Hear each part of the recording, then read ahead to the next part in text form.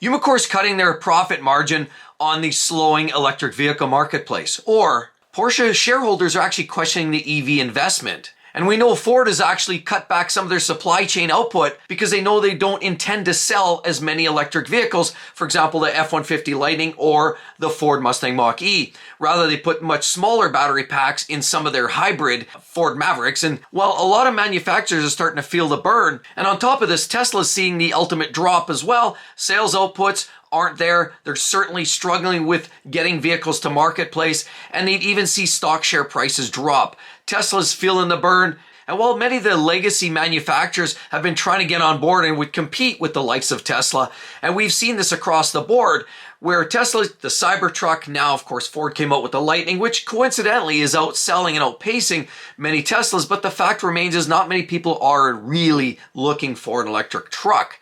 The range is not there, and of course, you want to do real work, you definitely have to go to internal combustion vehicles, and that's what a lot of people are seeing, the reality, the writing on the wall. And while many early adopters figured that, hey, I'm going to get into the marketplace, I want to try a Tesla, I want to try some of this new technology, we're going to do it for all the right reasons, we're going to save the planet and the environment, and maybe I can even save $1 or $2 on my daily commute for work as I putz around the city. The reality is a lot of people aren't seeing the true benefit, the value. I mean, a lot of people don't want to spend that $60,000 or $70,000 on an electric vehicle. And while we've seen many of the early adopters getting on board and getting in bed with a lot of Tesla products, a lot of the legacy manufacturers have tried the same and almost falling on their face. We're seeing Volkswagen, for example, deciding to take a step back. Yeah, you know what?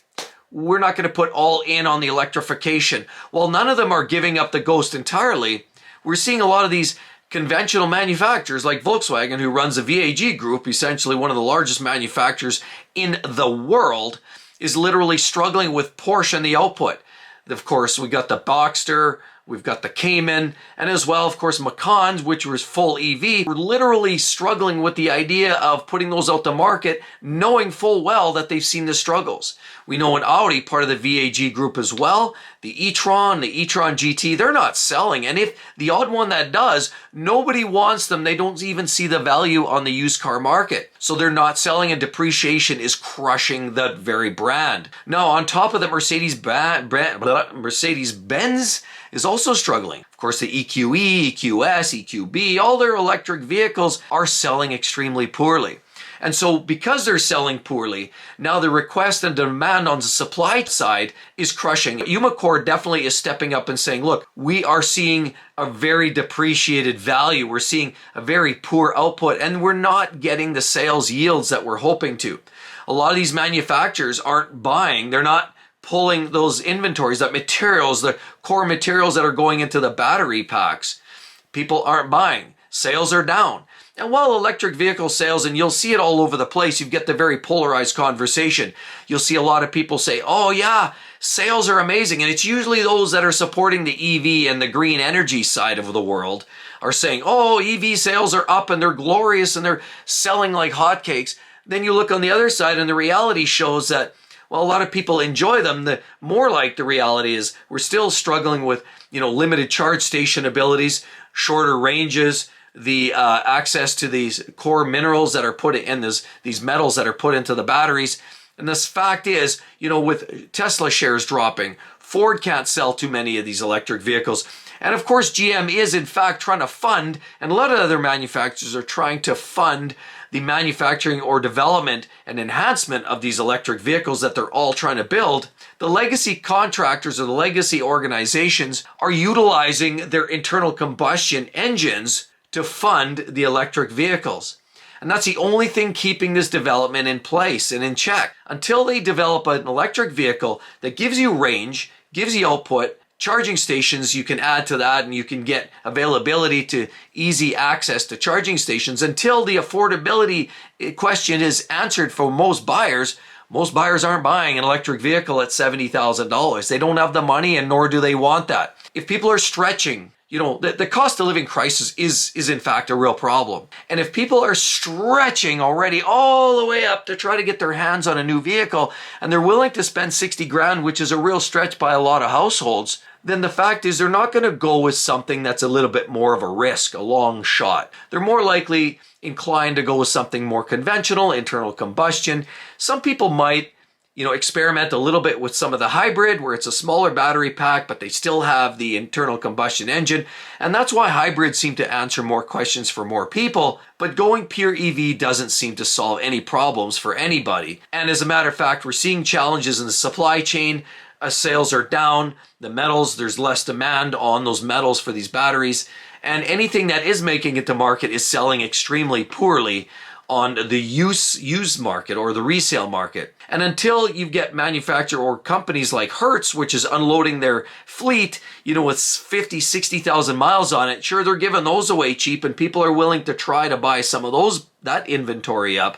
And we're seeing increases in the sales of some of those second-hand EVs, the ones that are priced way down at the bottom of the barrel. The fact remains is a lot of the newer, more late model, lower K electric vehicles like the Tesla Model S, the Model X, the more premium versions aren't selling well, and neither are the legacy luxury brands. Anything coming out of BMW, i7s, i6s, the iX models, they're not selling at all. Again, Mercedes and the EQSs and beyond, they're not selling. Neither out of the Audi e-tron. And Porsche is really quivering in their boots, worried about the fact that they're not going to sell a lot of these models. A lot of these brands have decided to, take a little bit of a halt, take a deep breath and say, look, okay, we have to continue developing this, but do we want to go in with both feet first, or maybe we just stick a toe into warm water and just test the waters a little bit? And that's clearly what's going on, because a lot of buyers just aren't having it. And it's clear the market is taking a dive. And while there are sales, and yes, there is a growth in the overall sales, it's just not enough. And people really aren't getting on board. And there will be a point where you hit that plateau where you do get the early adopters and that's leveling off. How do you get to that next level?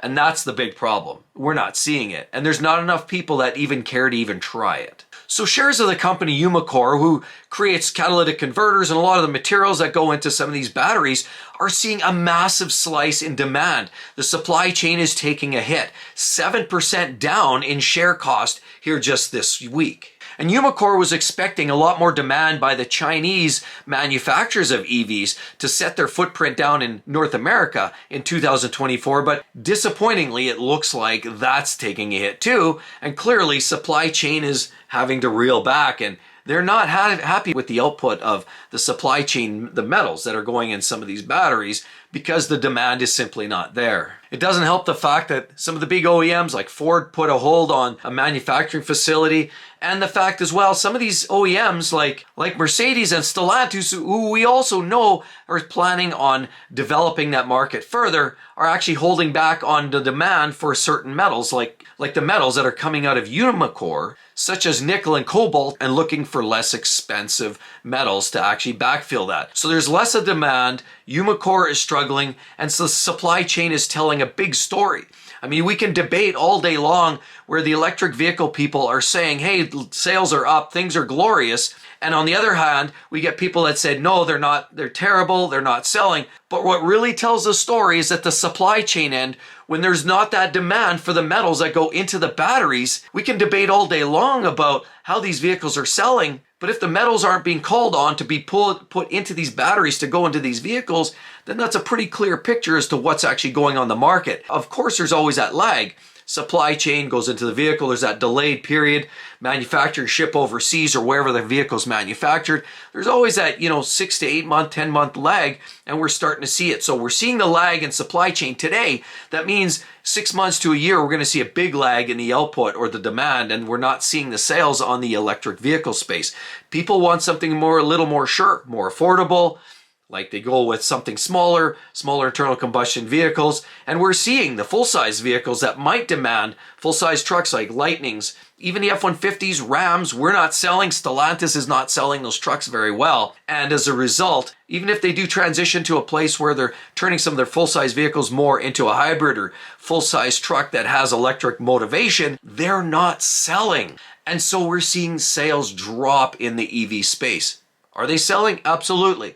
I was down at a Tesla dealer here yesterday walking around, and they've got the entire lot full of brand new restyled Model 3s.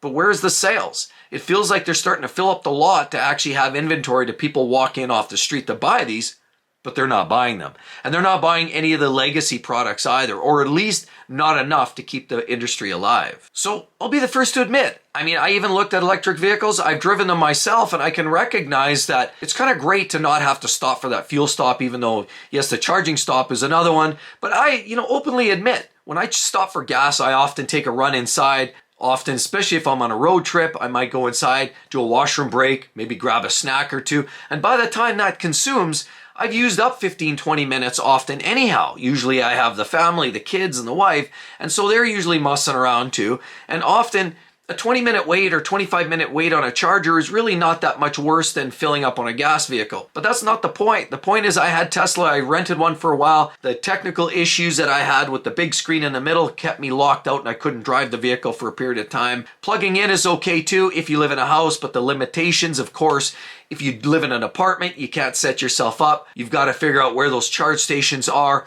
And the fact is, the price of the vehicles are just too cost prohibitive. As much as the fun they are to drive, and they definitely are fun, and I did recognize that with that peppy performance, and I've driven Plaids, I've driven base model 3s and Ys, and there's a deliverable there for anybody in the market. But the problem is they're much more expensive than anything ICE, equivalent. Of course, ICE don't create that level of performance, but you are seriously paying for that R&D and that technology, and I always struggle with being the guinea pig, and almost everybody I spoke to either extremely loves Tesla and said they would never go back, and they love the idea of you not having to do oil changes or oil services or mechanical maintenance anymore, but just run the numbers and you say, well, you do an oil change every year, $100 oil change, 10 years. You do even two of those, $200, 10 years, that's $2,000.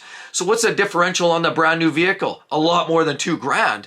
You take a standard vehicle like a Toyota Camry, and then you can get one of those Canadian dollars, $35,000, $40,000 base price, or you get into a base 3, and you're at $60,000, $65,000. That $20,000, $30,000 spread for what equates to a very similarly equipped vehicle with similar space and functionality, with the exception is one's a tried and true ICE and the other one's electric.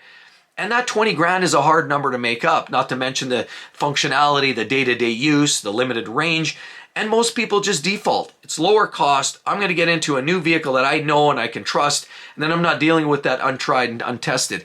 And most people that I've said either love it or hate it and say, because of some of the limitations, I'm not willing to be the guinea pig. And so at the end of the day, we're seeing EV sales, yes, they are increasing, but they are decelerating and they're taking a slump. And a lot of the conventional OEM manufacturers, again, the Mercedes, the Benz, VAG Group products in general, and a lot of the others that are trying to put their feet into the game, of course, even the Chevys and of course, Fords are trying as well. Even Ford's recognizing that full EVs are just not working. It's not practical. It doesn't make sense. So they're deciding to go with something a little simpler, more tried and true, and just go with a hybrid. Lower cost input and certainly lower cost output.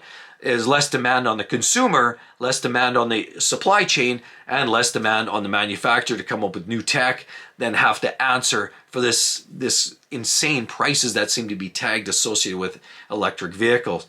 So this feels like the whole market is shifting to a place where they're looking for a halfway house. Full EV just doesn't seem to answer all the questions. ICE is not managing the problems with the environmentalists and the government push. So it seems like the hybrid's that space, but there's much smaller demand for supply chain, and time will tell, but the electric vehicle market seems to be a little bit on hold as we see sales nosedive. Nobody seems to want them. And if you've been thinking about buying a Ford F-150 Lightning or any other truck that might be coming online as an electric vehicle, just remember this.